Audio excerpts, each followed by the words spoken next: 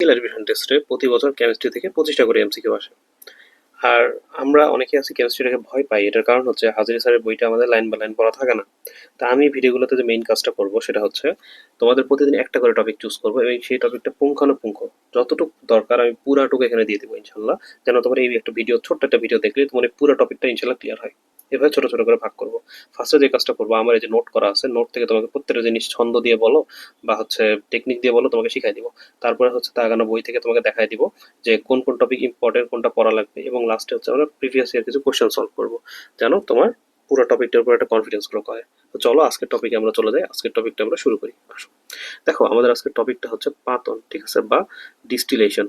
English নামটা পড়ে রাখবা। এখন দেখো প্রথম কোশ্চেন এখান থেকে, যে পাতনকে কয় ভাগে ভাগ করা যায়, সেটা হচ্ছে 5 ভাগে ভাগ করা যায়। পড়ে ফেললা। এখন পাতন মানে কি, এটা অনেক সময় দিয়ে দেয়। পাতন মানে হচ্ছে তরলের বাষ্পীভবন প্লাস বাষ্পের ঘনীভবন। এটা আমার খুব ভুল হতো, তাই টিবি মনে রাখতাম, মানে টিউবারকুলোসিস মনে করো। টিবি মানে কি, টিতে হচ্ছে তরলের বাষ্পীভবন, টিতে তরল, বিতে বাষ্পীভবন, তরলের বাষ্পীভবন প্লাস বাষ্পের ঘনীভবন। শেষ বলা। আচ্ছা, এরপরে দেখো আমাদের পরের পড়াটা হচ্ছে সাধারণ পাতন। আমাদের কয় ধরনের পাতন আছে এটা আমরা একটু দেখে নিই। দেখো, এটা হচ্ছে আমার 1 নম্বর পাতন, সাধারণ পাতন। 2 নম্বর হচ্ছে আংশিক পাতন। 3 নম্বর হচ্ছে সময়স্ফুটন পাতন। 4 নম্বর হচ্ছে বাষ্প পাতন, ঠিক আছে। আর 5 নম্বর হচ্ছে নিম্নচাপ পাতন। সো এই 5টা নাম আগে তোমাকে একটু জেনে রাখতে হবে যে কি কি আছে। দেখো, সাধারণ, আংশিক, সমস্ফুটন, বাষ্পপাতন, আর হচ্ছে নিম্নচাপ পাতন বা অনুপ্রেশ পাতন। এইটুকু তোমাকে সুন্দর করে জেনে রাখতে হবে। এই টপিকটা থেকে কোশ্চেন আসছে, তো এই জন্য এটা ভালো করে মনোযোগ দিবা। দেখো, সাধারণ পাতন, এখান থেকে জাস্ট একটা কথা মনে রাখলেই তোমার হয়ে যাবে। সাধারণ মানে তোমার 40 ডিগ্রি সেন্টিগ্রেডের বেশি হবে। মানে তোমার দুইটা মনে করো পদার্থ আছে, সেইটার হচ্ছে টেম্পারেচারের ব্যবধান তোমার 40 ডিগ্রির বেশি হলে এইটাই তোমার সাধারণ পাতন। এখানে এই কথাটা তোমার ভুল করা যাবে না। একটা কথা মনে রাখলেই মোর দেন এনাফ। আচ্ছা, আংশিক পাতন থেকে তোমার কি মনে রাখতে হবে, এখানে মনে রাখতে হবে 40 ডিগ্রির কম। দেখো, সাধারণ পতন ছিল 40 ডিগ্রি বেশি, আংশিক পতন 40 ডিগ্রি কম। তোমার এইটুকের পড়া হয়ে গেল। এখন তোমার এক্সাম্পলটা জাস্ট মনে রাখতে হবে এখান থেকে, ঠিক আছে। তোমার আংশিক পতনের এক্সাম্পল কি, দেখো, রেকটিফাইড স্পিড উৎপাদন। অবশ্যই এটার ইয়েটা পড়বা, ওই যে কত পার্সেন্ট, 95.4, আর হচ্ছে 95.6 আর 4.4, এই যে ইথানল আর হচ্ছে পানি। এই এই ইয়েটা অবশ্যই পড়বা, ওকে। এই যেখানে আমি লিখে রাখছি দেখাচ্ছি পরে। তো রেকটিফাইড স্পিড উৎপাদন এবং কি আছে দেখো, ডিজেল, পেট্রোল, কেরোসিন পৃথক। সো এইটা তোমার জন্য খুব গুরুত্বপূর্ণ। তোমাকে বলবে যে ডিজেল, পেট্রোল, কেরোসিন পৃথক করতে কোন পাতন ব্যবহার করা হয়, ঠিক আছে। এটা হচ্ছে আংশিক পাতন, নট সাধারণ পাতন, নট সমস্ফুটন পাতন। বুঝতে পারছো কোশ্চেনগুলো? আচ্ছা, এরপর দেখো সমস্ফুটন পাতনের আমরা এক্সাম্পলটা পড়ি। এটার মেইন কনসেপ্টটা কি, তোমার কাছে মনে করো সিম্পল নর্মাল অবস্থায় ইথানল আছে।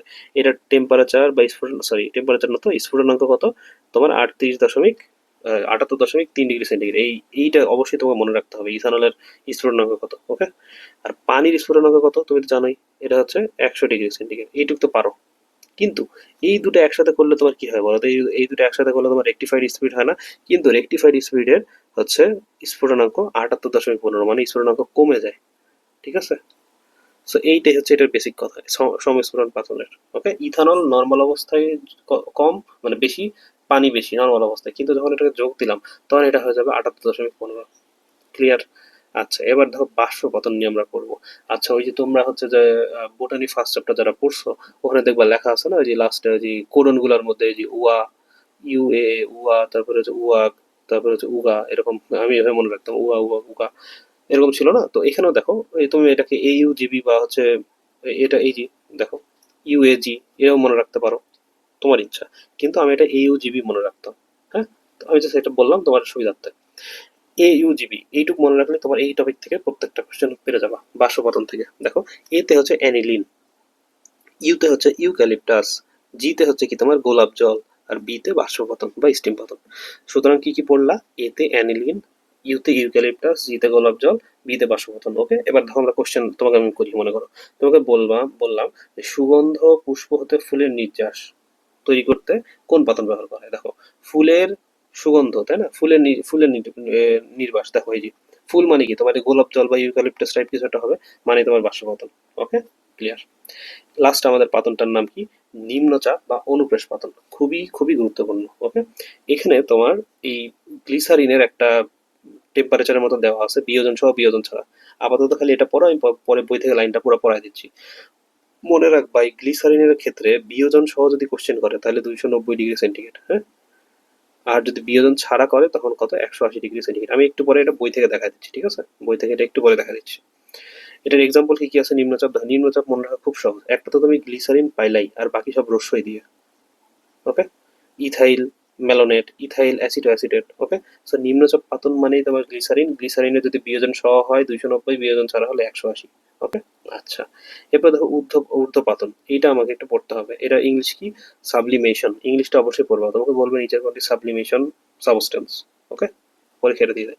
ঊর্ধ্বপাতনের মেইন কনসেপ্ট কি? তোমার কঠিন থেকে বাষ্প হবে, আর কিছুই না। এটা মেইন কনসেপ্ট কি? কঠিন থেকে বাষ্প হবে। আচ্ছা, এখন দেখো আমাদের জাস্ট এইখান থেকে কি করতে হবে, এখান থেকে জাস্ট ছন্দ দিয়ে এটা মনে রাখতে হবে, কারণ এটা বারবার আসে। দেখো, বেনি আগে কণা, আমি এটা মনে রাখতে হবে এভাবে যে কি, মনে করো বেনি, বেনি, তারপরে হচ্ছে আগে, তারপরে কি কণা। কারণ বেতে কি?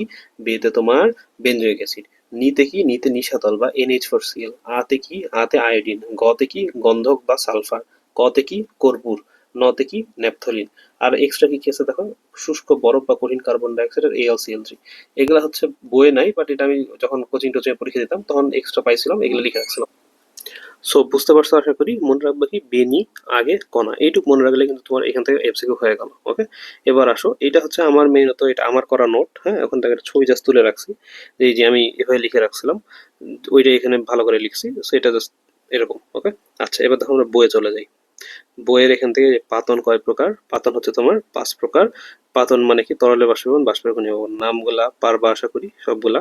সাধারণ পাতন মানে একটাই কথা, 40 ডিগ্রির বেশি। ওকে, 40 ডিগ্রির বেশি, এই যে অধিক, এইটুকুই। এখান থেকে আর পড়া নেই। আংশিক পাতনের এক্সাম্পল কি? এখান থেকে দেখো কি বলছিলাম, যে আংশিক পাতন এই যে পেট্রোলিয়াম থেকে যে ডিজেল, পেট্রোল, কেরোসিন এগুলো পৃথক করবো, অথবা রেকটিফায়ার স্পিরিট, আলকাতরার আংশিক পাতন, যেমন লৌহ তৈল থেকে বেনজিন, টলুইন প্রভৃতি পৃথককরণে ব্যবহার করা হয়। ঠিক আছে, এটা হচ্ছে ওই যে জৈব যৌগ যখন পড়াবো তখন এখানে একটা ছন্দ ছিল, ওইটা তোমাকে পড়াবো নি, যে এরকম যে BT, J, ট্যাপ আর F, মানে কি? এটা হচ্ছে নিরপেক্ষ, এটা ক্ষার, আর এটা হচ্ছে অম্ল। এটা আসলে এখন বুঝবা না, এটা হচ্ছে তোমাকে যখন জৈব যৌগের ভিডিওগুলো দিব ইনশাল্লাহ, তখন হচ্ছে এই জিনিসটা বোঝাবো না। জাস্ট আপাতত নামগুলো মনে রাখো। BTJ মানে হচ্ছে বেনজিন, টলুইন, আর যেতে জানি কি ছিল মনে নেই, আর হচ্ছে কি কি জানি এগুলা। ওকে, টলুইন ছিল, এতে হচ্ছে অন্য কিছু অ্যানিলিন ছিল। আচ্ছা, তো এখান থেকে জাস্ট এই এক্সাম্পল গুলো খুবই খুবই গুরুত্বপূর্ণ। আর এক্সট্রা কি বললাম, এটা হচ্ছে তোমার 40 ডিগ্রির কম হবে। পড়া শেষ এখান থেকে। আচ্ছা, সমস্ফুটন পাতন, এখানে আমি কি বলছি দেখো, নর্মাল অবস্থায় ইথানলের স্ফুটনাঙ্ক কত, পানির কত, আর পূর্ণ মানে যখন একসাথে করবো তখন কত, এটার এক্সাম্পল। এটা বাদে আরেকটা আছে, এই যে HNO3-র ক্ষেত্রে আছে, নর্মাল HNO3 হচ্ছে 86, আর দুটো যখন একসাথে করবো তখন 120 হয়ে যাবে। ওকে, এইটাই হচ্ছে এখানকার এক্সাম্পল। আচ্ছা, এটা গেল বাষ্পপাতন। তোমাকে কি বলছি, একটাই কথা মনে রাখবা, AUGB। দেখো এই যে প্রয়োগ খুবই গুরুত্বপূর্ণ এমসিকিউ, এই যে গোলাপ জল, ইউক্যালিপটাস, অ্যানিলিন। ওকে, সুগন্ধ পুষ্প এটা।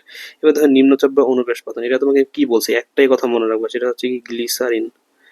হ্যাঁ, গ্লিসারিন থেকে তুমি কি মনে রাখবে? দেখো এই যে এই লাইনটা এখন পড়ো, স্বাভাবিক চাপে গ্লিসারিন 290 ডিগ্রি তাপমাত্রায় আংশিক বিয়োজন সহ, এই যে আংশিক আংশিক বিয়োজন সহ ফুটে পাতিত হয়, কিন্তু 12 মিলিমিটার নিম্নচাপে এবং 180 ডিগ্রি টেম্পারেচার তাপমাত্রায় গ্লিসারিন বিয়োজন ছাড়াই ফুটে স্ফুটিত, এগুলো হচ্ছে ফুটে ও পাতিত হয়।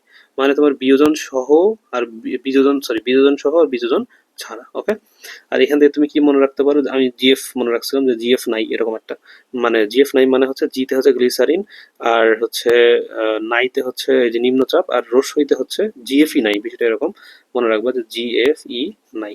ঠিক আছে, জিতে হচ্ছে গ্লিসারিন, এফ তে কিছু নাই, রসইতে হচ্ছে এই যে ইথাইল দিয়ে যত কিছু, এই যে ইথাইল বা ফিনাইল দিয়ে বলে, যে ইথাইল, ইথাইল। হ্যাঁ, আর এফ তে হচ্ছে ফিনাইল, এই যে দেখো আরেকবার লিখি, এই জি তে হচ্ছে তোমার গ্লিসারিন, তাই না? এই যে গ্লিসারিন তুমি পাই গেছো, এই যে গ্লিসারিন, গ্লিসারিন।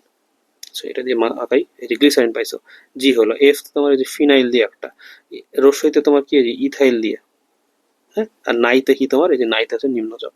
শেষ পড়া। ওকে, আচ্ছা, মনোমিটার দিয়ে হচ্ছে বাইরের চাপ মাপা হয়, এটা জানতে হবে এখান থেকে, আর কিছু নাই। আচ্ছা, ঊর্ধ্বপাতন সাবলিমেশন, এটা তোমাকে পড়ালাম, এই যে বেনি আগে কণা, আর এক্সট্রা কি আছে? শুষ্ক বরফ বা কঠিন হচ্ছে কার্বন ডাই অক্সাইড, এইটা, আর AlCl3। এটুক ছিল আপাতত। এখন আসলে আমরা এমসিকিউ গুলো সলভ করি। দেখো এটা ডেন্টাল পরীক্ষা 10 10-12 সালে, মানে 10-11 হবে হয়তো, 10-12 সালে চলে আসছে। কোন মিশ্র তরল পদার্থ উপাদান সমূহ স্ফুটনাঙ্ক নিম্নের কত ডিগ্রির কম হলে আংশিক পাতন হয়? দেখো আংশিক পাতন মানে তোমাকে আমি কি বলছি, 40 ডিগ্রি কম হতে হবে। তাহলে এই যে 40 ডিগ্রির যে কম। ওকে, হয়ে গেল। এরপর দেখো ইথানলের স্ফুটনাঙ্ক কত। দেখো তোমাকে কিন্তু কনফিউজ করার জন্য হচ্ছে এই 78-এর আশেপাশে দিয়ে রাখছো, তো অ্যান্সার কি হবে? দেখো 78.3, 78.3। কিন্তু তুমি কোশ্চেন যদি এরকম করতে এখানে যে ধরো এই অপশন এটা না দিয়ে দিতে হচ্ছে 78.1 ডিগ্রি সেন্টিগ্রেড, তাহলে কিন্তু তুমি কনফিউজ হতা, কারণ একই রকম। কিন্তু এটা না, কিন্তু এটা হচ্ছে তোমার রেকটিফাইড স্পিরিটের। ওকে, ন্যাপথলিনের বিশোধনে কোন প্রক্রিয়া ব্যবহার করা হয় বলো তো? ন্যাপথলিন কার মধ্যে ছিল? বেনি, আগে, কণা। বেতে বেনজিন না কি কি ছিল, ধরো বের করি। এই যে বেতে বেনজয়িক অ্যাসিড, নতে নিশাদল, অতে হচ্ছে আয়োডিন বা গন্ধক, আয়োডিন, তাহলে গতে হচ্ছে গন্ধক, কতে কর্পূর, নতে ন্যাপথলিন। এই দেখো ন্যাপথলিন পেয়ে গেছি আমরা। তো ন্যাপথলিন কার মধ্যে ছিল বলো? আংশিক পাতন না, স্টিম পাতন না, নিম্নচাপ পাতন না, ঊর্ধ্বপাতন। এটা তোমার 18-19 সালে আসছে। সো এখান থেকে কোশ্চেন আসে, সো গুরুত্বপূর্ণ। So thank you for watching. আমি মোহাম্মদ ইশাক তৌসিফ, রাজশাহী মেডিকেল কলেজ, 63তম এমবিবিএস। নেক্সট ভিডিও দেখার আমন্ত্রণ রইল। নেক্সট ভিডিও তোমার ইনশাল্লাহ খুব মজা লাগবে। ওকে, আল্লাহ হাফেজ।